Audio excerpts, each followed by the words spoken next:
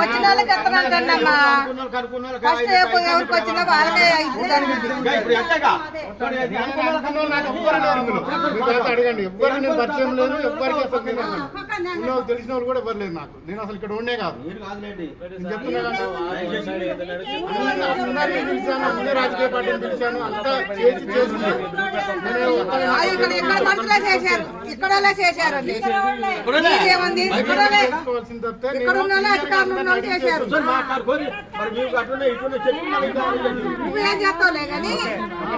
మనకి గ్రామ పంచాయతీ ఆఫీస్ నుంచి కబురు వచ్చింది.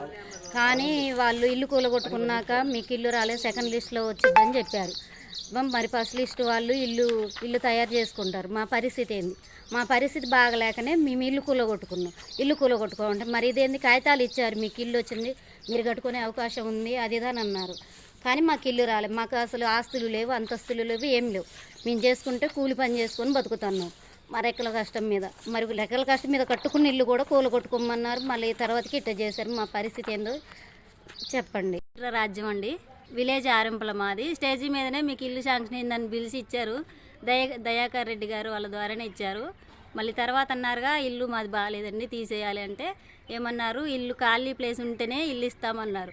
మేము ఇల్లును గూల్పేసుకొని కిరాయి ఇంట్లో ఉంటున్నాం. తర్వాత 3వ లిస్టులో ఉంది, టైం పట్టుద్ది, ఇప్పుడు రాదంటున్నారు. కిరాయి ఇంట్లో ఉంటున్నాం మేము చిన్న పిల్లలతో.